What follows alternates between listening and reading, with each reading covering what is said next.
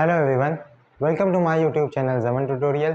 जैसा कि अब तक आप देखते आ रहे हैं और आप जानते भी होंगे कि हम इस चैनल पे छोटी छोटी वीडियोस से बहुत ही मज़ेदार और इंटरेस्टिंग टॉपिक्स को आसानी से कवर करते हैं, आसान तरीके से।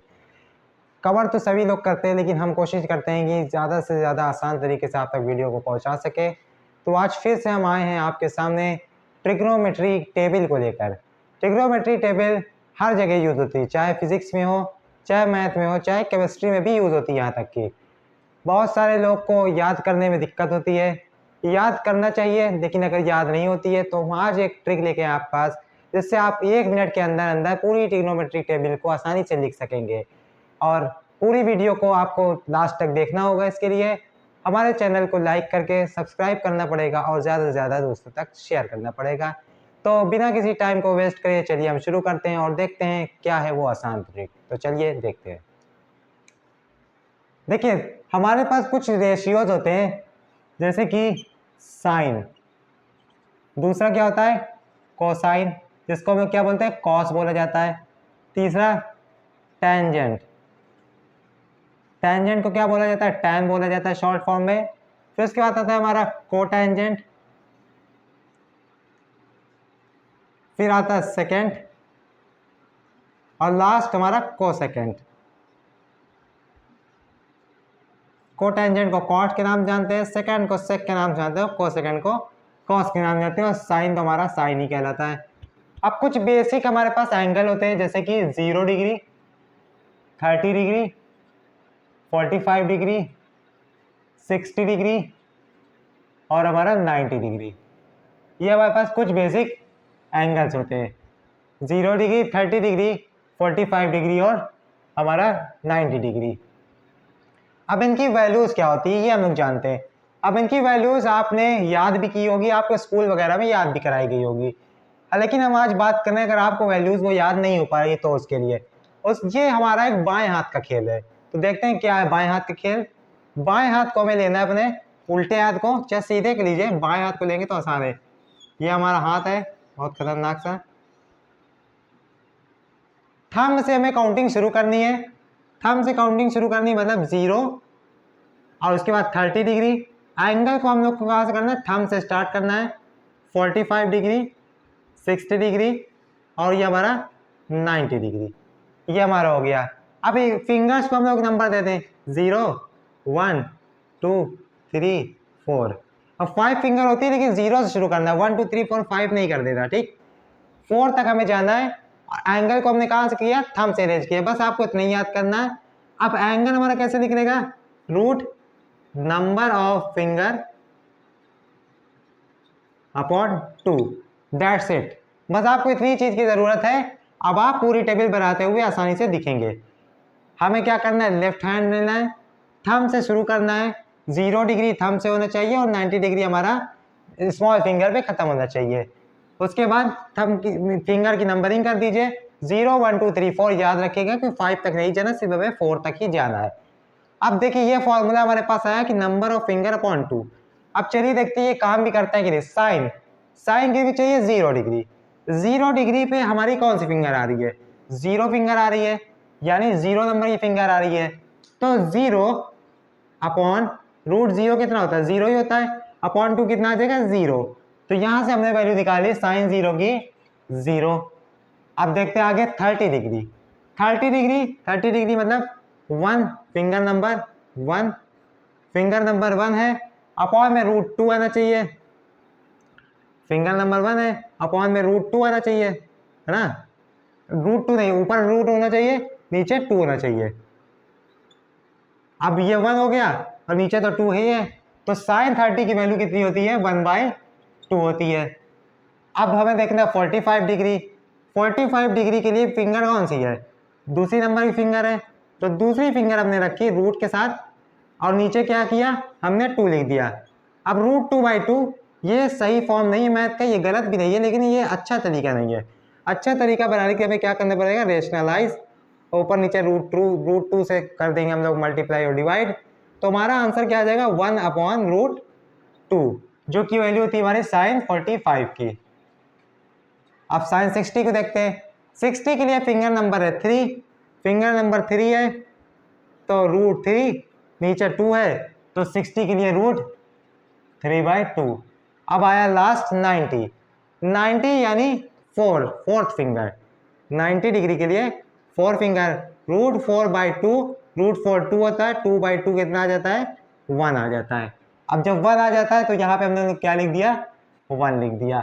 अब ये आपके देखिए साइन की सारी वैल्यूज आ गई सिर्फ फिंगर्स की मदद से। अगर आपको नहीं समझ आया तो वीडियो को पीछे जाइए, बार बार देखिए आपको आ जाएगा। 0 की 0, 30 की 1/2, 45 की 1/√2, 60 √3/2 और 90 की 1। अब हमें जब साइन की पता चल चुकी है तो हम ये जानते हैं कि कॉस की वैल्यू क्या कर दें, आपस में इंटरचेंज कर दें। 90 वाली को बना दे 1, 0 वाली को बना दे 0, 60 वाली को बना दे 30, 30 वाली को बना दे 60 और बीच वाली रहेगी बीच ही में। देखिए था ना आसान। क्या करना है, 90 वाली को उठा के आगे भेजना है, 0 वाली को पीछे भेजना है, 60 वाली को 30 की जगह, 30 वाली 60 यानी क्रॉस कर देना है और 45 तो अपनी जगह ही रह जाएगा। अब आपको साइन पता चल चुका है, कॉस पता चल चुका है, तो अब ये सबसे बेसिक चीज होती है कि कॉस और सेक। साइन पता हो तो कॉस हम लोग निकाल सकते हैं। कैसे निकाल सकते हैं, क्योंकि साइन का रेसिप्रोकल ही कॉसेक होता है। तो 0 यानी यहाँ पे क्या है 0/1, 0/1 है ना, तो 0/1 का रेसिप्रोकल क्या होगा हमारा 1/0, 1/0 और 1/0 का मतलब क्या होगा नॉट डिफाइंड, यानी ये डिफाइंड नहीं है। किसी भी नंबर के नीचे अगर 0 आ जाता है तो वो नंबर हमारा इनफाइनाइट या फिर नॉट डिफाइंड बन जाता है। तो हमने यहाँ पर नॉट डिफाइंड लिख दिया। अब 1/2 30 की वैल्यू, इसको क्या करना है उल्टा करना है, तो 2/1 यानी 2 आ जाएगा। 45 की वैल्यू आप लोग खुद बताइए, 1/√2 यानी √2, 1 के नीचे कोई मतलब ही नहीं होता। 60 √3/2 है तो यानी ये 2/√3 बन गया। अब 90 था हमारा 1/1, 1/1 था ना, तो 1/1 को उल्टा भी करोगे तब भी क्या आएगा 1 ही आएगा, 1। अब इसको आप हटा दीजिए क्योंकि हाइड वाला रूल आपको अब पता चल चुका है।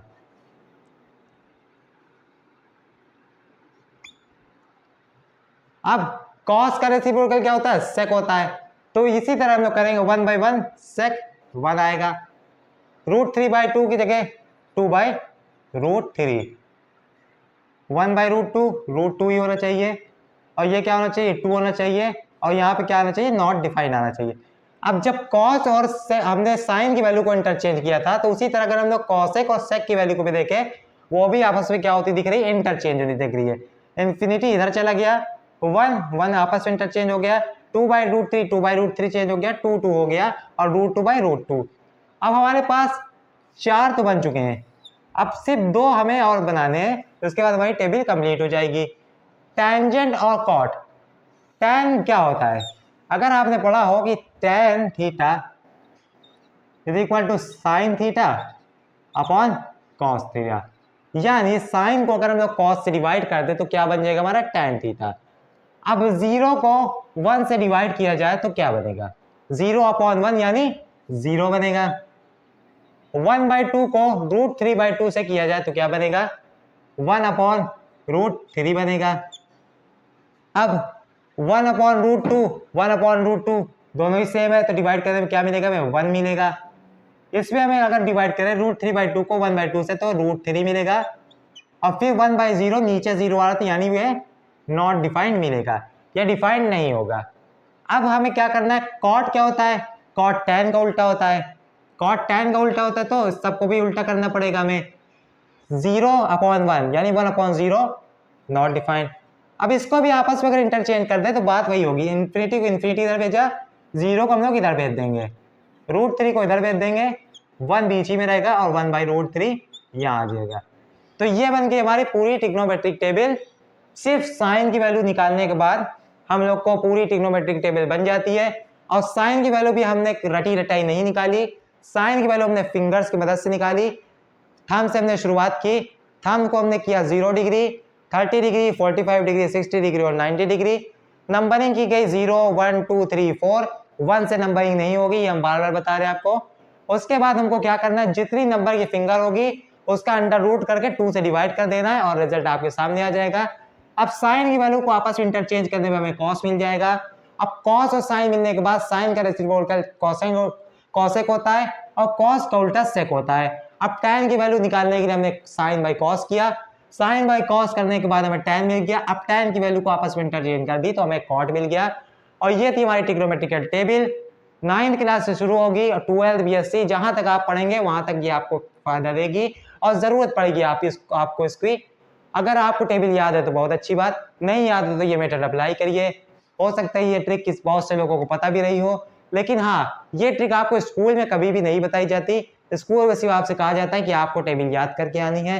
तो अगर आपको ये वीडियो पसंद आई और कुछ आज नया सीखने को मिला और आपकी नॉलेज में थोड़ा सा भी इजाफा हुआ तो हमारी वीडियो को लाइक करिए, चैनल को सब्सक्राइब करिए और अपने दोस्तों के साथ शेयर करिए जिनको इस ट्रिक्स के बारे में नहीं पता था। तब तक के लिए thanks for watching, keep learning, bye.